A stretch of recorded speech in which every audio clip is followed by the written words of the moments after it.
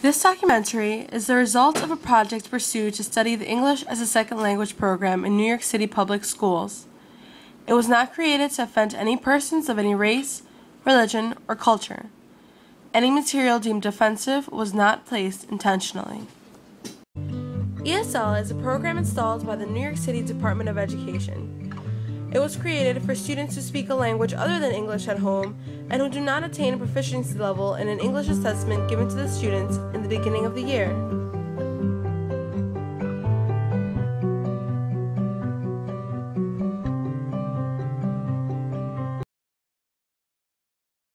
The system in New York State, they have what we call 3 different ESL programs. This is a bilingual program.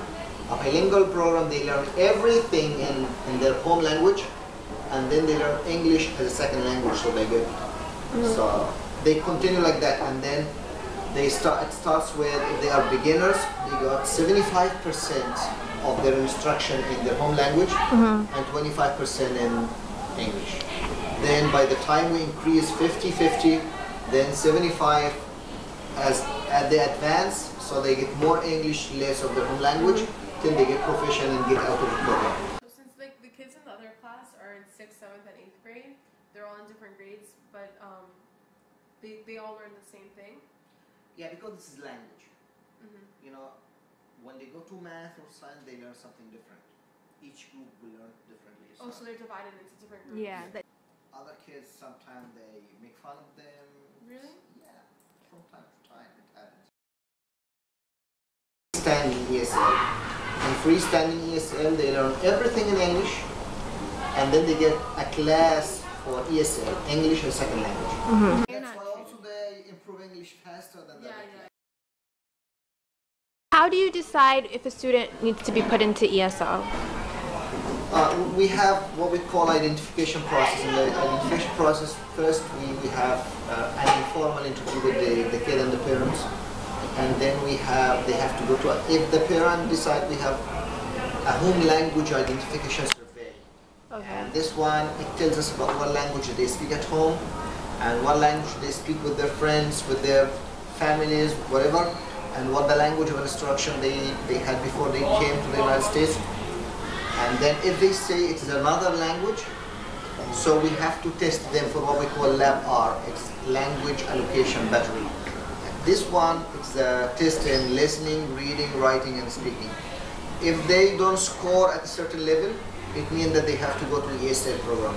If they score higher than that level, the cut score, so they go to the regular classes. So do you feel that the parents are aware of what they're putting their child into when they put them into ELL, or do you feel?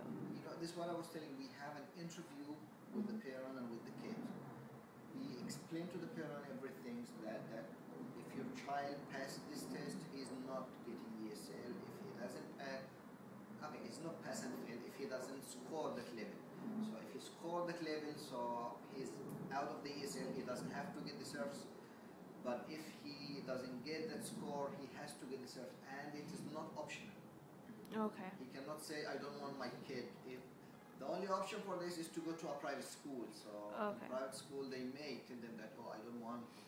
So, but all public school, they have to go through this.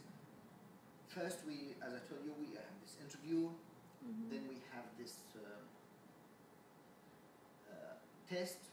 And then after the test, we give them what we call orientation session. In the orientation session, we show them a video that is made here in New York City, telling them about the 3 programs available and what exactly they learn in each of the 3 programs.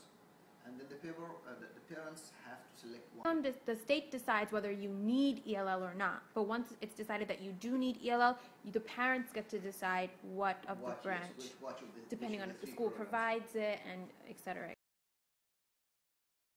The New York State gives the curriculum for what you're going to teach the kids, or is it derived on your own by the school? No, New York State, New York City, they don't give any particular curriculum. They give what we call standards. And now, these are the new standards we're going to follow starting next year, maybe, or we start taking some. They call this Common Core State Standards. But before this, we have New York State standards.